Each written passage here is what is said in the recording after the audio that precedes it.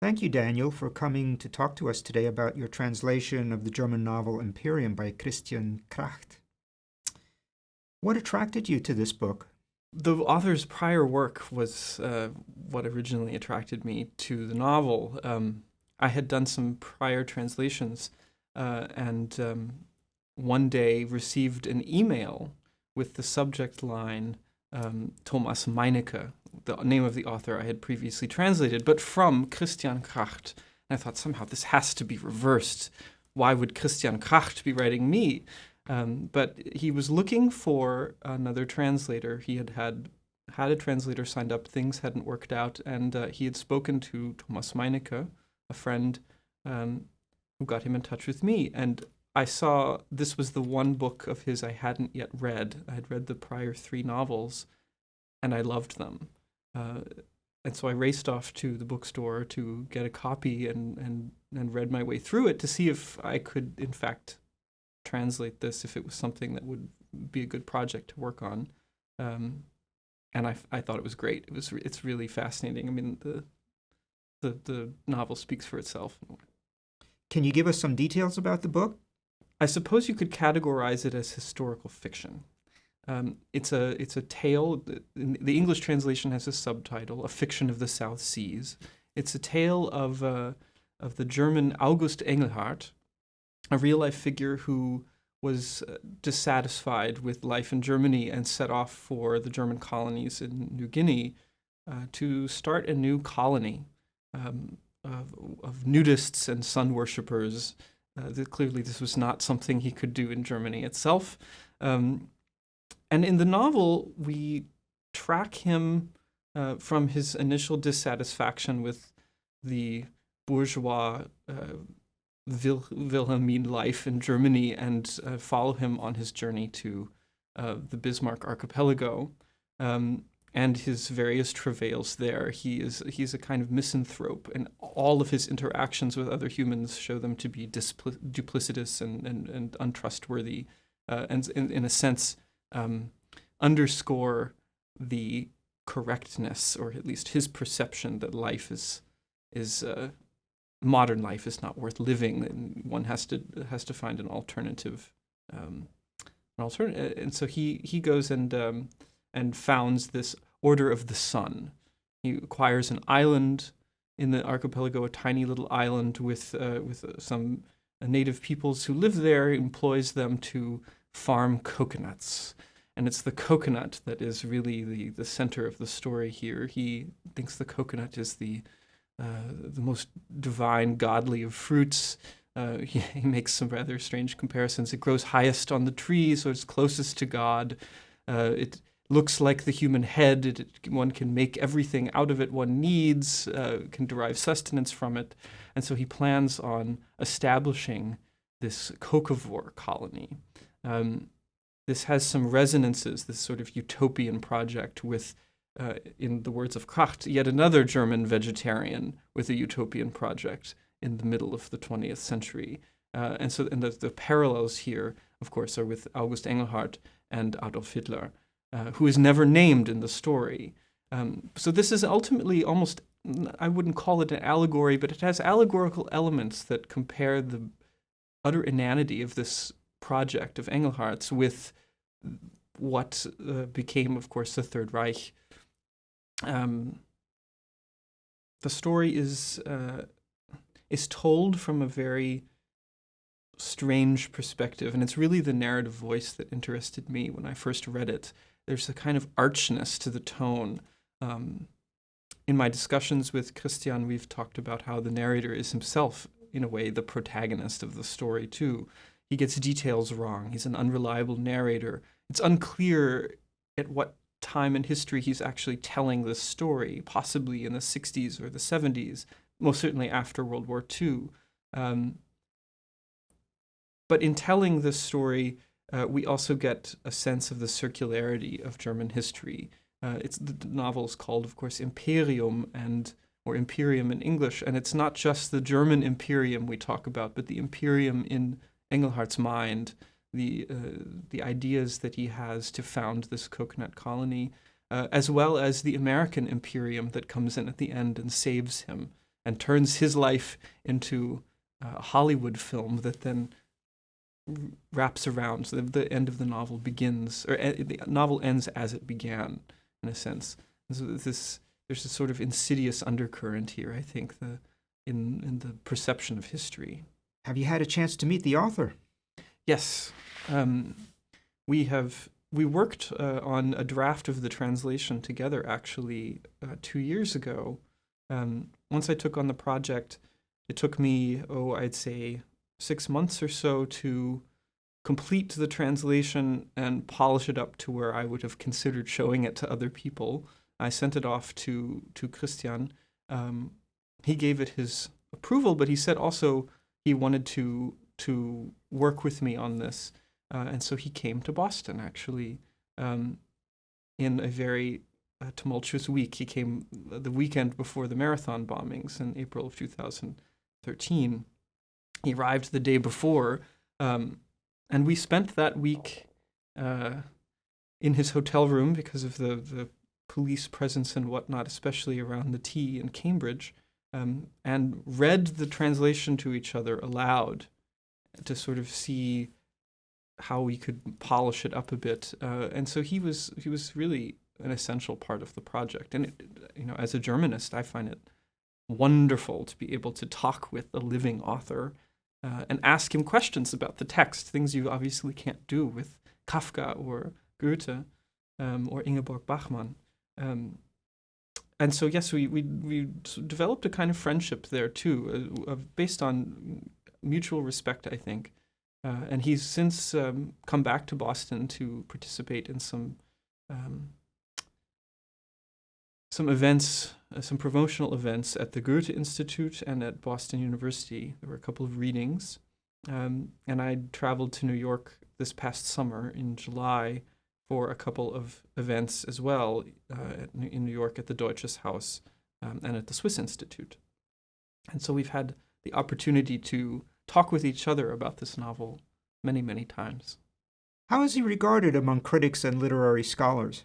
Kracht occupies a not uncontroversial position in contemporary German literature. He first became known in the mid-90s with a novel that couldn't be more different than this one called Faserland, the title being a sort of Germanic mispronunciation of fatherland.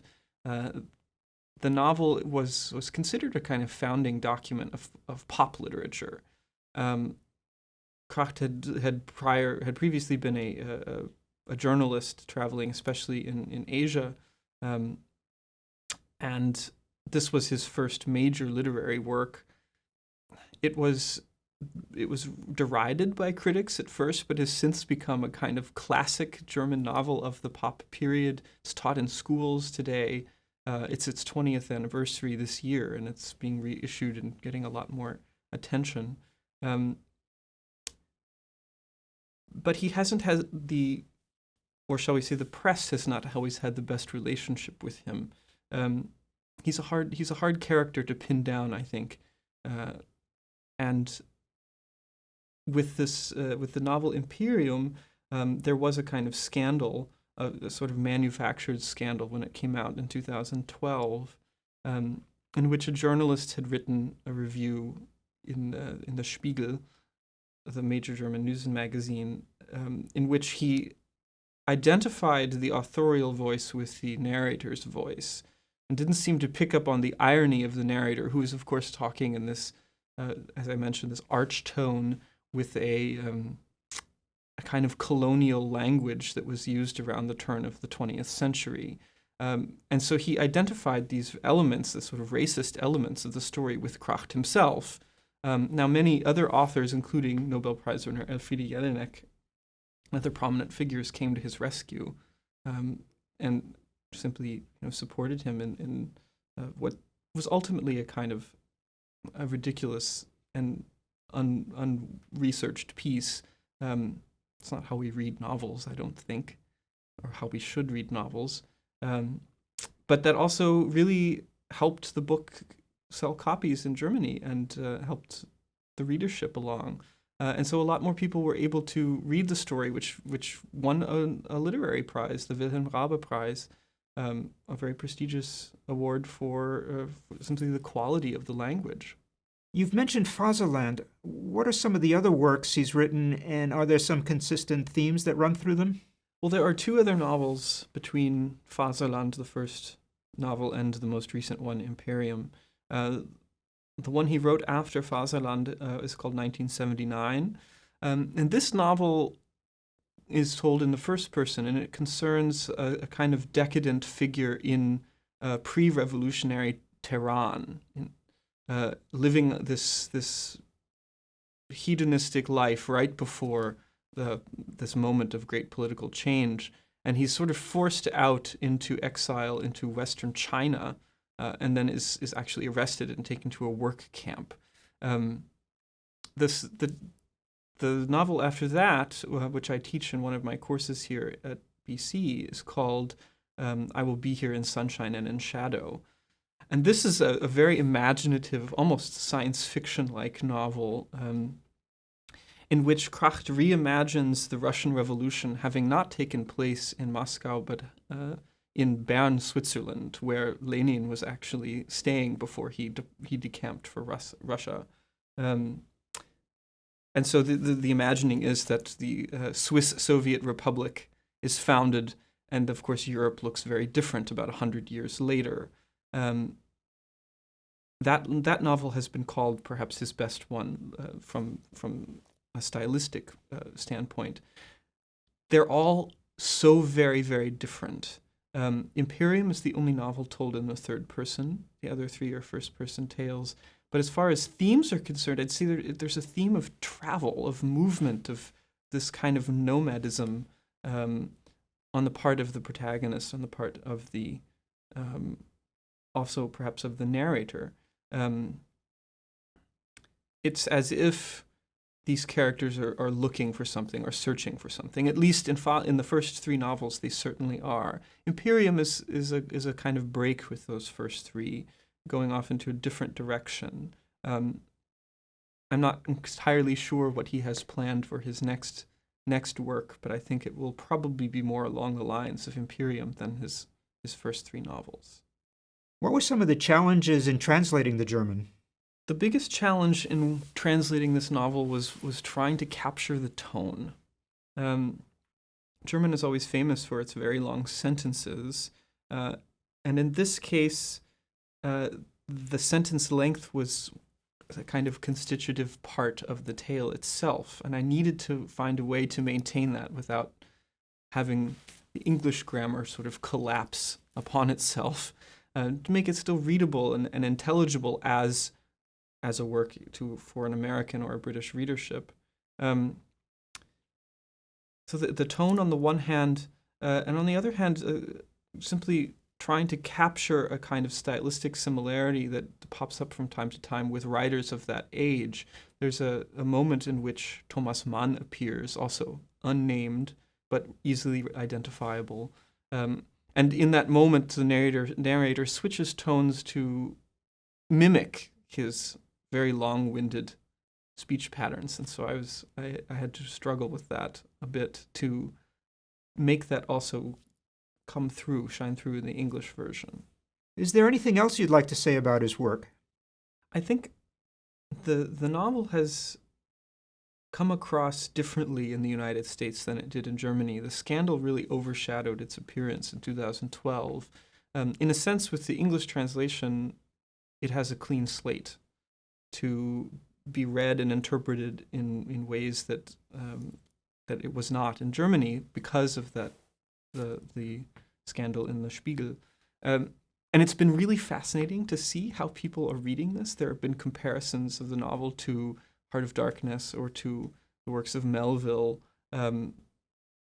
It's been praised roundly. All of the reviews so far in, say, the Sydney Review of Books, or even in the Huffington Post, have been very, very positive. Sort of finding this a curious work. It's not something that one often comes across in contemporary American letters, and I think that's what makes it so fascinating, that you have this Swiss author with a really wonderful novel that can still sell copies here and that is still interpreted in different ways. The the scandal didn't really make it across the pond, shall we say. And certainly the journalists who have reviewed it have done their homework and have raised a sort of perplexed eyebrow. Why was this ever interpreted in this way? But it does have a really interesting, unsettling narrative voice, I think. There have been comparisons of this novel. Well, one German critic in particular who was talking about the infinitude of realistic, or the endlessness of realistic narration, and how this is sort of the mode of German literature to use realistic tales. But he identified a new strain in more contemporary literature that really plays off, say, strict 19th century realism, but with modernist additions to form and tone. And that disjunction, I think, can also make the reading experience really quite strange. And speaking with people at the Goethe Institute in September, I found some of them who just couldn't let loose that there was something so dark and insidious about this narrator. And I think it's great that people have such strong reactions. And what's next for you? Well, as far as translations are concerned, I would love to work with Christian on his next novel. We've spoken about this already, but he's not finished yet. So once I see a finished product, I'll be able to talk more about that, I think.